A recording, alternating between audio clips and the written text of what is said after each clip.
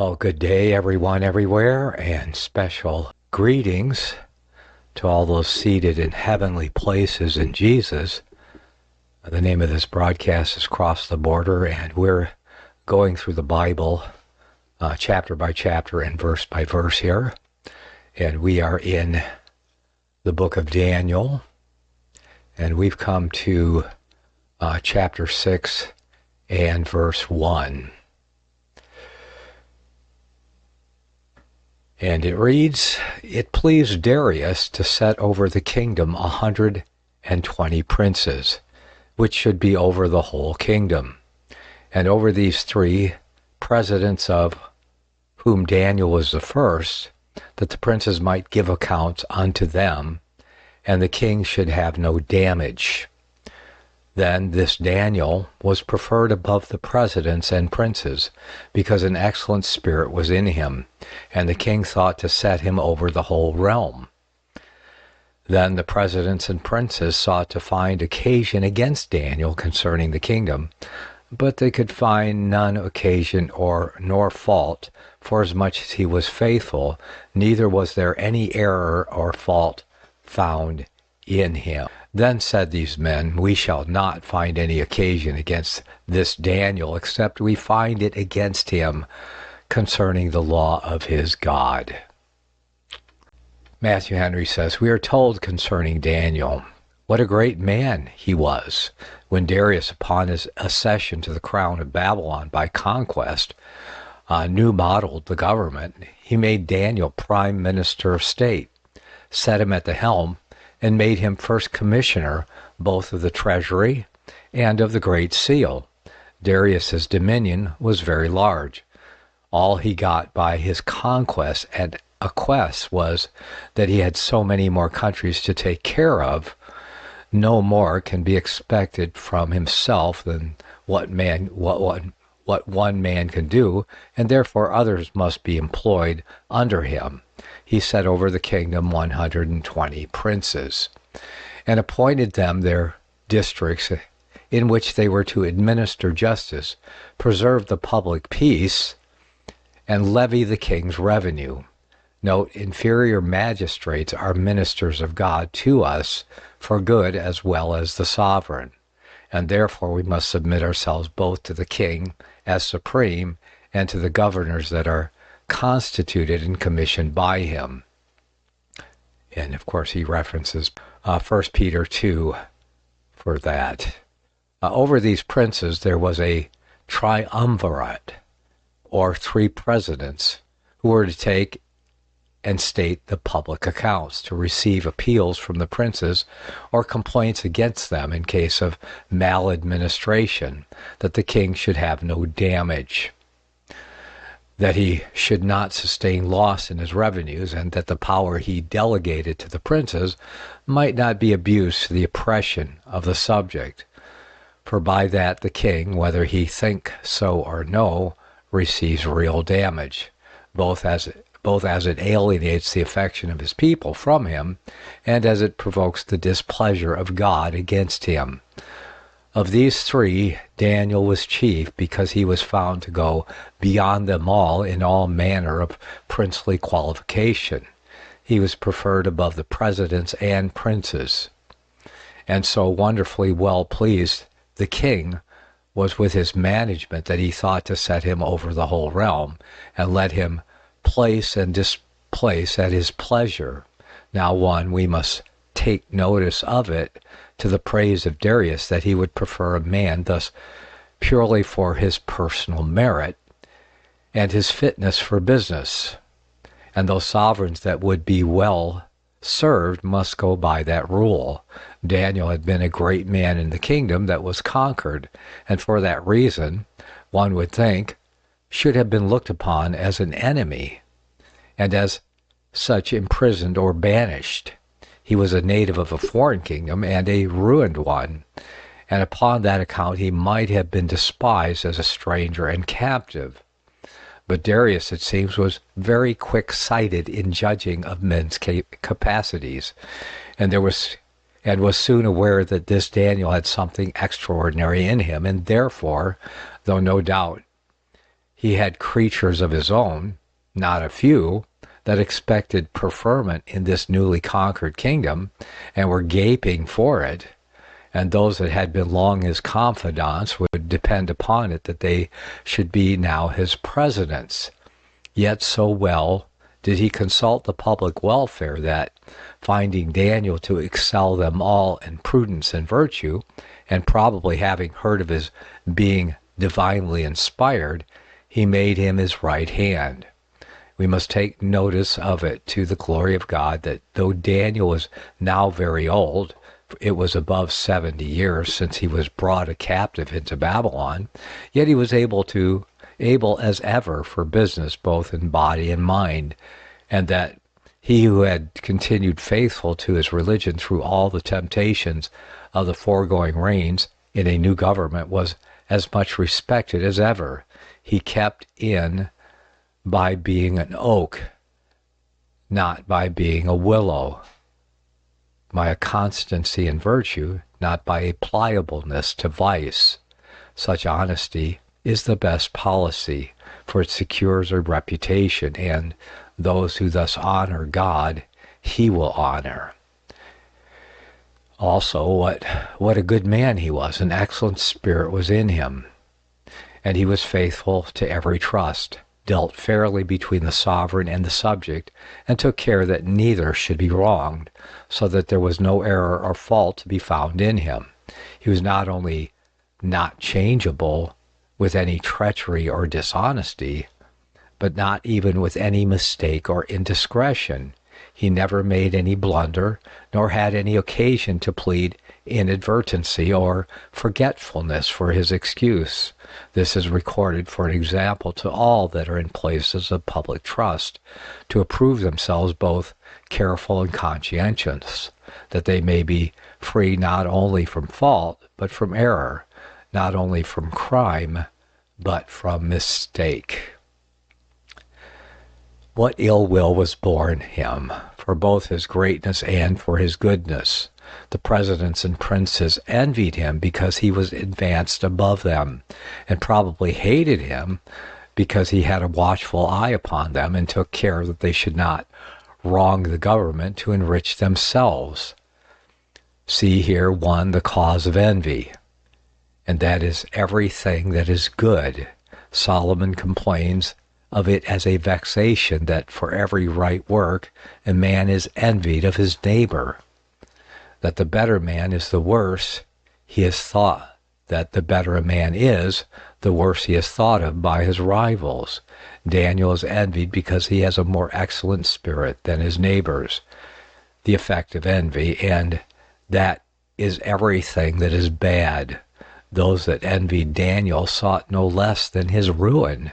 His disgrace would not serve them. It was his death that they desired. Wrath is cruel, and anger is outrageous, but who can stand before envy? Daniel's enemies set spies upon him to observe him in the management of his place. They sought to find occasion against him, something on which to ground an accusation concerning the kingdom, some instance of neglect or partiality, some hasty word spoken, some person borne hard upon, or some necessary business overlooked. And if they could but have found the molehill of a mistake, it would have been soon improved to the beam, to the mountain of an unpardonable misdemeanor. But they could find no occasion against him. They owned that they could not. Daniel always acted honestly, and now the more warily, and stood the more upon his guard because of his observers. No, we have all need to walk circumspectly, because we have many eyes upon us, and some that watch for our halting. Those especially have need to carry their cup, even that have it full. They concluded at length that they should not find any occasion against him except concerning the law of his God. It seems that Daniel kept up the profession of his religion and held it fast without wavering or shrinking, and yet that was no bar to his preferment. There was no law that required him to be of the king's religion or incapacitated him to bear office in the state unless he were. It was all one to the king what God he prayed to, so long as he did the business of his place faithfully and well. He was at the king's service as far as the altars, but there he left him. In this manner, therefore, his enemies hoped to ensnare him. When treason could not be charged upon him, he was accused of impiety. Grotius. Note, it is an excellent thing, and much for the glory of God, when those who profess religion conduct themselves so inoffensively in their whole conversation that their most watchful, spiteful enemies may find no occasion of blaming them, save only in the matters of their God, in which they walk according to their consciences. It is observable that, when Daniel's enemies could find no occasion against him concerning the kingdom, they had so much sense of justice left that they did not suborn witnesses against him to accuse him of the crimes he was innocent of, and to swear treason upon him, wherein they shame many that were called Jews and are called Christians. Verse 6. Then these presidents and princes assembled together to the king, and said unto him, King Darius, live forever. All the presidents of the kingdom, the governors and the princes, the counselors and the captains, have consulted together to establish a royal statute, and to make firm a decree, that whosoever shall ask thee a petition of any god or man for 30 days, save thee, O king, he shall be cast into a den of lions. Now, O king, establish the decree, sign the writing, that it be not changed according to the law of the Medes and the Persians, which altereth not. These guys are very sneaky, aren't they? Wherefore King Darius signed the writing and the decree. Now when Daniel knew that the writing was signed, he went into his house, and his windows being opened in his chamber toward Jerusalem, he kneeled upon his knees 3 times a day and prayed, and gave thanks before his God, as he did aforetime. So Daniel knew about the decree, but he wasn't going to change anything for it. He was going to practice his religion and worship his God as he always had, as he was never before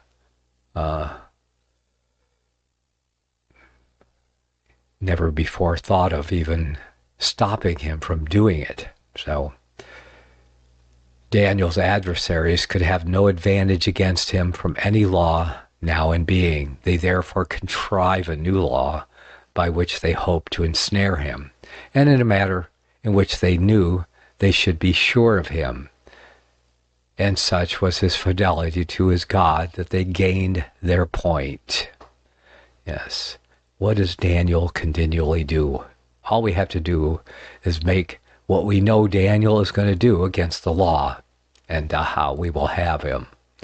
So they trick the king, and they think they have him ensnared. Darius's impious law. It is called Darius's because he gave the royal assent to it, and otherwise it would not have been in force. But it was not properly his. He contrived it not, and was perfectly wheedled to consent to it. The presidents and princes framed the edict, brought in the bill, and by their management it was agreed to by the convention of the states, who perhaps were met at this time upon some public occasion. It is pretended that this bill, which they would have to pass into law, was a result of mature deliberation, that all the presidents of the kingdom, the governors, the princes, counselors, captains, had consulted together about it, and that they had not only agreed to it, but advised it, for divers good causes and considerations, that they had done what they could to establish it for a firm decree. Nay, they intimate to the king that it was carried unanimously. All the presidents are of this mind. And yet we are sure that Daniel, the chief of the three presidents, did not agree to it, and have reason to think that many more of the princes accepted against it as absurd and unreasonable. Note, it is no new thing for that to be represented, and with great assurance too, as the sense of the nation, which is far from being so. And that which few approve of is sometimes confidently said to be that which all agree to. But, oh, the infelicity of kings, who, being under a necessity of seeming and hearing with other people's eyes and ears, are often wretchedly imposed upon. These designing men, under color of doing honor to the king, but really intending the ruin of his favorite, press him to pass this law into a law, and make it a royal statute, that whosoever shall ask a petition of any god or man for 30 days, save of the king, shall be put to death after the most barbarous manner. He shall be cast into the den of lions. This is the bill they have been hatching, and they lay it before the king to be signed and passed into law. Now, there is nothing in it that has the least appearance of good, but that it magnifies the king and makes him seem both very great and very kind to his subjects, which they suggest will be of good service to him now that he has newly come to the throne, and will confirm his interests. All men must be made to believe that the king is so rich, and withal so ready to perform all petitioners, that none in any want or distress need apply either to God or man for relief, but only to him. And for 30 days together he will be ready to give audience to all that have any petition to present him. It is indeed much for the honor of kings to be benefactors to their subjects, and to have their ears open to their complaints and requests. But if they pretend to be their sole benefactors, and undertake to be to them instead of God, and challenge that respect from them which is due to God only, it is their disgrace and not their honor. But, 2, there's a great deal in it that is apparently evil. It is bad enough to forbid asking a petition of any man. Must not a beggar ask for alms? Or one neighbor beg a kindness of another? If a child want bread, must he not ask it of his parents, or be cast into the den of lions if he do? Nay, those who have business with the king, may they not petition those about him to introduce them? But it was much worse, if an impudent affront to all religion, to forbid asking a petition of any god. It is by prayer that we give glory to God, fetch in mercy from God, and so keep up our communion with God. And to interdict prayer for 30 days is for so long to rob God of all the tribute he has from man, and to rob man of all the comfort he has in God. When the light of nature teaches us that the providence of God was the ordering and disposing of all our affairs, does not the law of nature oblige us by prayer to acknowledge God and to seek him? Does not every man's heart direct him, when he is in want or distress, to call upon God? And must this be made high treason? We could not live a day without God, and we cannot live 30 days without prayer. Will the king himself be tied up for so long from praying to God? Or, if it be allowed him, will he undertake to do it for all his subjects? Did ever any nation thus slight their gods? But we see the absurdities, what absurdities malice will drive men to. Rather than not bring Daniel into trouble for praying to his God, they will deny him and all their friends the satisfaction of praying to theirs. Had they proposed only to prohibit Jews from praying to their God, Daniel would have been effectually ensnared. But they knew the king would not pass such a law, and therefore made it thus general. And the king, puffed up with fancy that this would set him up as a little god, was fond of the feather in his cap, for so it was, and not a flower in his crown, and signed the writing and the decree, which being once done according to the constitution of the United Kingdom of the Medes and Persians, was not upon any pretense whatsoever to be altered or dispensed with, or the breach of it pardoned. Daniel's pious disobedience to this law. Yes, who should we obey, God or man? Daniel's pious disobedience. He did not retire into the country, nor abscond for some time, though he knew the law was leveled against him. But because he knew it was so, he therefore stood his ground, knowing that he had now a fair opportunity of honoring God before men, and showing that he preferred his favor and his duty to him before life itself. When Daniel knew that the writing was signed, he might have gone to the king and expostulated with him about it. Nay, he might have remonstrated against it, as grounded upon misinformation that all the presidents had consented to it, whereas he that was chief of them had never been consulted about it.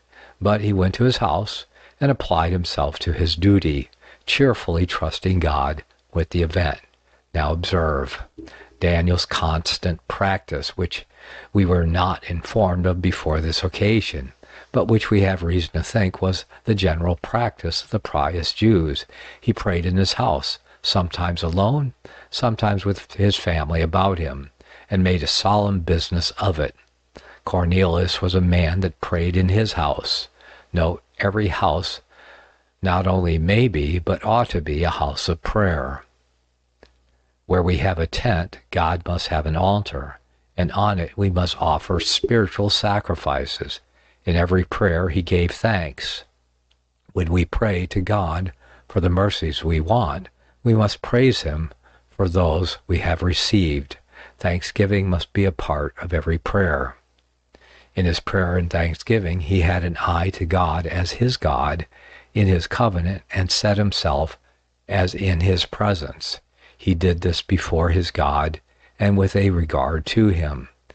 When he prayed, he gave thanks, he kneeled upon his knees, which is the most proper gesture in prayer, and most expressive of humility and reverence and submission to God. Kneeling is a begging posture. We come to God as beggars, beggars for our lives, whom it concerns to be importunate. He opened the windows of his chamber that the sight of the visible heavens might affect his heart, with an awe of that God who dwells above in the heavens. But that was not all. He opened them towards Jerusalem, the holy city, now in ruins, to signify the affection he had for its very stones and dust, and the remembrance he had of his concerns daily in his prayers. Thus, though he himself lived great in Babylon, yet he testified his concurrence with the meanest of his brethren, the captives, in remembering Jerusalem and preferring it before his chief joy. Jerusalem was the place which God has chosen to put his name there, and when the temple was dedicated, Solomon's prayer to God was that if his people should, in the land of their enemies, pray unto him with their eye toward the land which he gave them, and the city he had chosen, and the house which was built to his name, then he would hear and maintain their cause, to which prayer Daniel had reference in this circumstance of his devotions. He did this 3 times a day, 3 times every day, according to the example of David. Morning, evening, and at noon will I pray. It is good to have our hours of prayer, not to bind, but to remember conscience. And if we think our bodies require refreshment by food 3 times a day, we can think seldomer will serve our souls. This is surely as little as may be to answer to the command of praying always. He did this so openly and avowedly that all who knew him knew it to be his practice, and he thus showed it not because he was proud of it. in the place where he was, there was no room for that temptation, for it was not reputation, but reproach that attended it, but because he was not ashamed of it. Though Daniel was a great man, he did not think it below him to be thrice a day upon his knees before his Maker, and to be his own chaplain. Though he were an old man, he did not think himself past it, nor, though it had been his practice from his youth up, was he weary of this well-doing. Though he was a man of business, vast business, for the service of the public, he did not think that would excuse him from the daily exercise of devotion. How inexcusable then are those who have but little to do in the world, and yet will not do thus much for God and their souls. Daniel was a man famous for prayer, and for success in it, and he came to be so by thus making a conscience of prayer and making a business of it daily, and in thus doing God blessed him wonderfully. Daniel's constant adherence to this practice, even when it was made by the law a capital crime. When he knew that the writing was signed, he continued to do as he did aforetime, and altered not one circumstance of the performance. Many a man, yea, many a good man, would have thought it prudence to omit it for the 30 days. When he could not do it without hazard of his life, he might have prayed so much oftener when those days had expired and danger was over, or he might have performed the duty at another time in another place, so secretly that it should not be possible for his enemies to discover it, and so he might both satisfy his conscience and keep up communion with God, and yet avoid the law and continue in his usefulness. But if he had done so, it would have been thought, both by his friends and by his enemies, that he had thrown up the duty for this time through cowardice and base fear, which would have tended very much to the dishonor of God and the discouragement of his friends. Others who moved in a lower sphere might well enough act with caution, but Daniel, who had so many eyes upon him, must act with courage, and the rather because he knew that the law, when it was made, was particularly leveled against him. No, we must not omit duty for fear of suffering. Nor so much as seems to come short of it. In trying times, great stress is laid upon our confessing Christ before men, and we must take heed lest under pretense of discretion we be found guilty of cowardice in the cause of God. If we do not think that this example of Daniel obliges us to do likewise, yet I am sure it forbids us to censure those that do, for God owned him by it, for God owned him in it.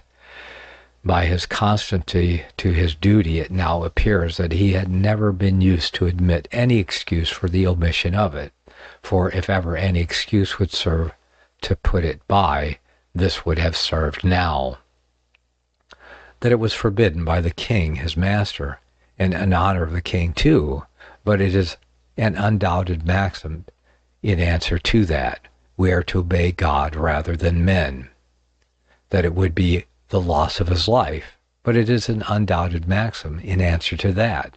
Those who throw away their souls, as those certainly do that live without prayer, to save their lives, make but a bad bargain for themselves, and though herein they make themselves, like the king of Tyre, wiser than Daniel, at their end they will be fools. Verse 11. Then these men assembled and found Daniel praying and making supplication before his God. Aha, they had him. Didn't take long either. They were waiting for him. This was the whole intent of the law. Then they came near and spake before the king concerning the king's decree. Hast thou not signed a decree, that every man that shall ask a petition of any god or man within 30 days, save of thee, O king, shall be cast into the den of lions? The king answered and said, The thing is true, according to the law of the Medes and Persians, which altereth not. Then answered they and said before the king, that Daniel, which is of the children of the captivity of Judah, regarded not thee, O king, nor the decree that thou hast signed, but maketh his petition 3 times a day. Then the king, when he heard these words, was sore displeased with himself, and set his heart on Daniel to deliver him. And he labored till the going down of the sun to deliver him. Then those men assembled unto the king and said unto the king, Know, O king, that the law of the Medes and Persians is that no decree nor statute which the king establish may be changed. Then the king commanded, and they brought Daniel and cast him into the den of lions. Now the king spake to Daniel, said unto Daniel, Thy God whom thou servest continually, he will deliver thee. And a stone was brought and laid upon the mouth of the den. And the king sealed it with his own signet, and with the signet of his lords, and that the purpose might not be changed concerning Daniel. Then the king went to his palace, and passed the night fasting. Neither were instruments of music brought before him, and his sleep went from him. Then the king arose very early in the morning, and went in haste into the den of lions. And when he came to the den, he cried with a lamentable voice unto Daniel. And the king spake unto Daniel, O Daniel, servant of the living God, is thy God whom thou servest continually able to deliver thee from the lions? Then Daniel said to the king, O king, live forever. My God has sent his angel, and has shut the lions' mouths, that they have not hurt me, forasmuch as before him innocency was found in me, and also before thee, O king, have I done no hurt. Then the king was exceeding glad for him, and commanded that they should take Daniel up out of the den. So Daniel was taken up out of the den, and no manner of hurt was found upon him, because he believed in his God. And the king commanded, and they brought those men which had accused Daniel, and they cast them into the den of lions, them, their children, and their wives. And the lions had the mastery of them, and brake all their bones in pieces, or ever they came at the bottom of the den. Here is the melancholy night which the king had upon Daniel's account. He had said indeed that God would deliver him out of danger, but at the same time he could not forgive himself for throwing him into the danger, and justly might God deprive him of a friend whom he had himself used so barbarously. He went into his palace, vexed at himself for what he had done, and calling himself unwise and unjust for not adhering to the law of God and nature, with a negative to the law of the Medes and Persians. He ate no supper, he passed the night fasting. His heart was already full of grief and fear. He forbade the music. Nothing is more unpleasing than songs sung to a heavy heart. He went to bed, but got no sleep, was full of tossings to and fro till the dawn of the day. No, the best way to have a good night is to keep a good conscience. Then we may lie down in peace. The solicitous inquiry he made concerning Daniel in the morning. He was up early, very early, for how could he lie in bed when he could not sleep for dreaming of Daniel, nor lie awake quietly for thinking of him? And he was no sooner up than he went in haste to the den of lions, for he could not satisfy himself to send a servant that would not sufficiently testify his affection for Daniel, nor had he patience to stay so long as till a servant would return. When he comes to the den, not without some hopes that God had graciously undone what he had wickedly done, he cries with a lamentable voice, as one full of concern and trouble, O Daniel, art thou alive? He longs to know, yet trembles to ask the question, fearing to be answered with the roaring of lions after more prey. O Daniel, servant of the living God, has thy God whom thou servest made it to appear that he is able to deliver thee from the lions? If he rightly understood himself when he called him the living God, he could not doubt of his ability to keep Daniel alive. For he that has life in him quickens him who he will, but has he thought fit in this case to exert his power, what he doubted of, we are sure of, that the servants of the living God have a master who is well able to protect them and bear them out of his service. The joyful news he meets with, that Daniel is alive, safe and well, and unhurt in the lion's den. Daniel knew the king's voice, though it was now a lamentable voice. He spoke to him with all the deference and respect that were due him. O king, live forever.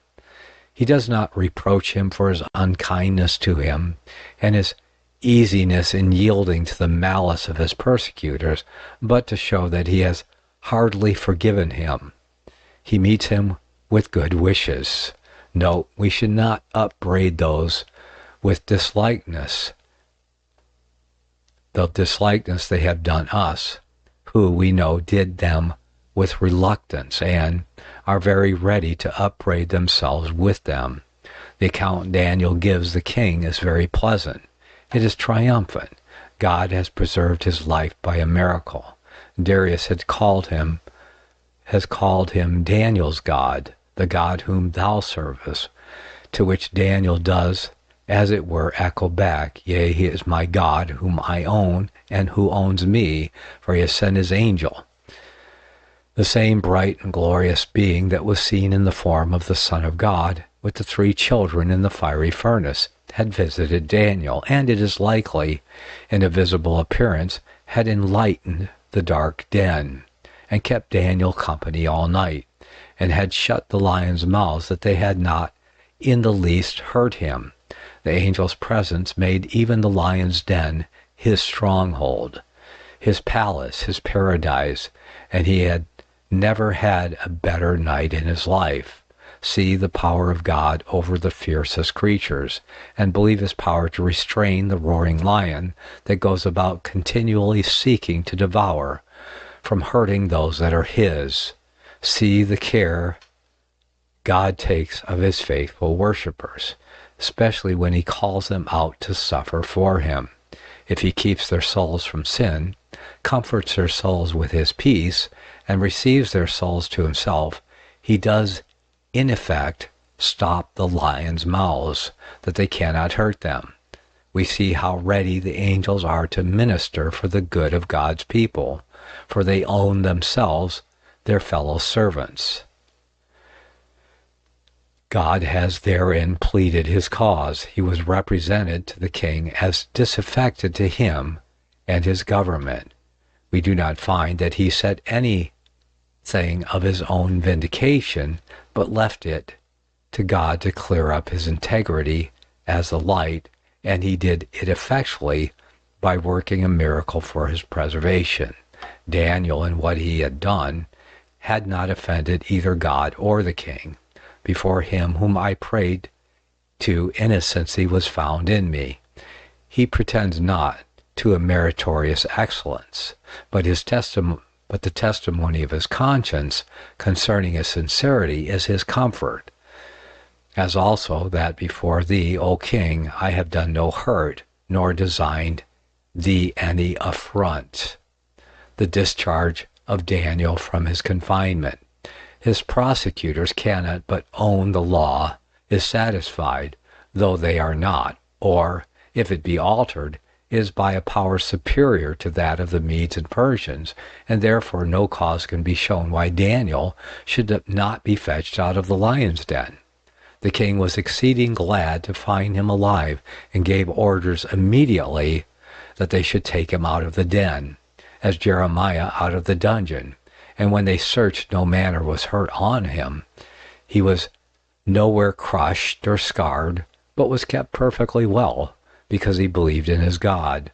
Note, those who boldly and cheerfully trust in God to protect them in the way of their duty shall never be made to be ashamed of their confidence in him, but shall always find him a present help.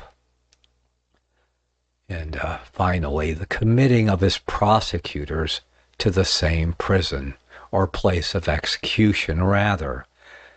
Darius was animated by this miracle wrought for Daniel, and now begins to take courage and act like himself.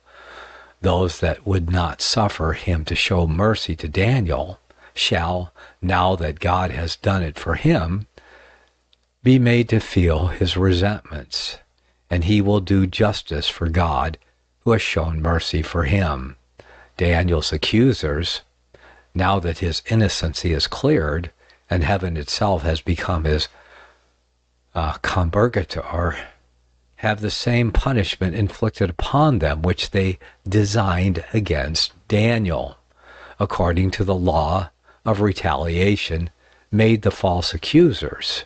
Such they were to be reckoned now that Daniel was proved innocent, for though the fact were true, yet it was not a fault. They were cast into the den of lions, which perhaps was a punishment newly invented by themselves. However, it was what they maliciously designed for Daniel. No law can be more just than that which adjudges the devisers of barbarity to perish by it. And now Solomon's observation is verified. The righteous is delivered out of trouble, and the wicked cometh in his stead. In this execution we may observe the king's severity in ordering their wives and children to be thrown into the lions with them. How righteous are God's statutes above those of nations! For God commanded that the children should not die for the father's crimes. Yet they were put to death in extraordinary cases, as those of Achan and Saul and Haman. The lions' fierceness. They had the mastery of them immediately and tore them to pieces before they came to the bottom of the den. This verified and magnified the miracle of their sparing Daniel, for hereby it appeared that it was not because they had not appetite, but because they had not leave. Mastiffs that are kept muzzled are the more fierce when the muzzle is taken off. So were these lions, and the Lord is known by those judgments which he executes. Verse 25. Then King Darius wrote unto all the peoples, nations, and languages that dwell in all the earth, Peace be multiplied unto you. I make a decree that in every dominion of my kingdom men tremble and fear before the God of Daniel. For he is the living God, and steadfast forever, and his kingdom, that which shall not be destroyed, and his dominion shall be even unto the end. He delivereth and rescueth, and he worketh signs and wonders in heaven and in earth, who hath delivered Daniel from the power of the lions. So this Daniel prospered in the reign of Darius, and in the reign of Cyrus the Persian. And we move on to chapter 7. In the first year of Belshazzar, king of Babylon, Daniel dreamed a dream and visions of his head upon his bed, and then he wrote the dream and told the sum of the matters. Daniel spake and said, I saw my vision by night, and behold, the four winds of the heavens strove upon the great sea. And four great beasts came up from the sea, diverse from one another. The first was like a lion, and had eagle's wings, and I beheld till the wings were plucked. And it was lifted up from the earth, and made stand upon the feet as a man, and a man's heart was given to it. And behold, another beast, a second beast, like to a bear, and it raised itself on one side, and it had 3 ribs in its mouth, in the mouth of it, between the teeth of it. And they said, thus unto it, Arise, devour much flesh. After this I beheld, and lo, another like a leopard, which had upon the back of it 4 wings of a fowl. The beast had also 4 heads, and dominions were given to it. And after this I saw in the night visions, and beheld a 4th beast, dreadful and terrible, and strong exceedingly, and it had great iron teeth. It devoured and brake in pieces, and stamped on the residue with the feet of it. And it was diverse from all the beasts that were before it, and it had 10 horns. And I considered the horns, and behold, there came up among them another little horn, before whom there were three of the first horns plucked up by the roots, and behold, in this horn were eyes like the eyes of a man, and a mouth speaking great things. Now Daniel, and we digress back in time, because we had just watched the fall of King Belshazzar and the rise of the Medes and Persians, and we see Daniel thrown into the lion's den by those kings that succeeded Belshazzar, as we read before in the fall of Belshazzar, with the handwriting on the wall. But so we go back in time here in Daniel 7, and he has this dream of these 4 beasts. And we're probably going to spend all of our next session talking about these 4 beasts. But for this section, I'm just going to read what, for the remainder of this session, we'll see what our good friend Matthew Henry has to say about this, because this is, for the most part, is all history. I say for the most part. The date of this chapter places it before the chapter 5, which was in the last year of Belshazzar, and chapter 6, which was the first year of Darius. For Daniel had those visions in the first year of Belshazzar, when the captivity of the Jews in Babylon was drawing near a period. Belshazzar's name here is, in the original, spelt differently from what it used to be before. It was Belshazzar. Bel is he that treasures up riches, but this Belshazzar, Bel is on fire by the enemy. Bel was the god of the Chaldeans. He had prospered, but is now to be consumed. We have in these verses Daniel's vision of the 4 monarchies that were oppressive to the Jews. Observe the circumstances of this vision. Daniel had interpreted Nebuchadnezzar's dream, and now he himself is honored with similar divine discoveries. He had visions of his head upon his bed when he was asleep. So God sometimes revealed himself and his mind to the children of men when the deep sleep fell upon him. For when we are most retired from the world and taken off from the things of sense, we are most fit for communion with God. But when he was awake, he wrote the dream for his own use, lest he should forget it as a dream which passes away. And he told the sum of the matters to his brethren the Jews for their use, and gave it to them in writing, that it might be communicated to those at a distance, and preserved for their children after them, who shall see these things accomplished. The Jews, misunderstanding some of the prophecies of Jeremiah and Ezekiel, flattered themselves with the hopes that after the return to their own land, they should enjoy a complete and uninterrupted tranquility, but that they might not so deceive themselves that their calamities be made doubly grievous by the disappointment, God by this prophet lets them know that they shall have tribulation.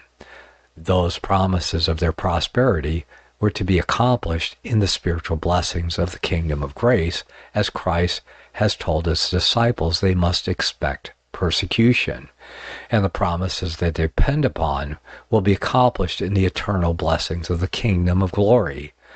Daniel both wrote these things and spoke them, to intimate that the church should be taught, both by the scriptures and by the ministers' preaching, both by the written word and by the word of mouth. And ministers in their preaching are to tell the sum of the matters that are written. Secondly, the vision itself, which foretells the revolutions of governments in those nations which the Church of the Jews for the following ages was to be under the influence of. He observed the four winds to strive upon the great sea. They strove which would be the strongest, and at length blow alone. This represents the contest among princes for empire, and the shakings of the nations by those contests, to which those mighty monarchies, which he was now to have a prospect of, owed their rise. One wind from any point of the compass of it blow hard, if it blow hard, will cause a great commotion in the sea. But what a tumult must needs be raised when the four winds strive for the mastery. This is it which the kings of the nations are contending for in their wars, which are as noisy and violent as the battle of the winds. But how is the poor sea tossed and torn? How terrible are its concussions, and how violent its convulsions, while the winds are at strife, which shall have the sole power as troubling it. Note, this world is like a stormy, tempestuous sea, thanks to the proud, ambitious winds that vex it. He saw four great beasts come up from the sea, from the troubled waters, in which aspiring minds love to fish. The monarchs and monarchies are represented by beasts, because too often it is by brutish rage and tyranny that they are raised and supported. These beasts were diverse, one from another, of different shapes, to denote the different genius and complexion of the nations in whose hands they were lodged. The first beast was like a lion. This was the Chaldean monarchy, that was fierce and strong, and made the kings absolute. This lion had eagle's wings, with which to fly upon the prey, denoting the wonderful speed that Nebuchadnezzar made in his conquest of kingdoms.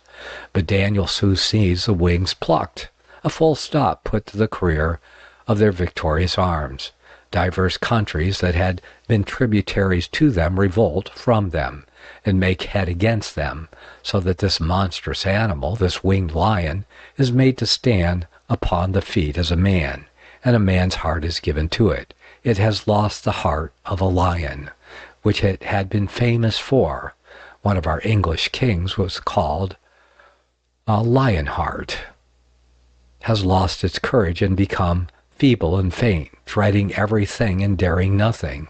They are put in fear and made to know themselves to be but men.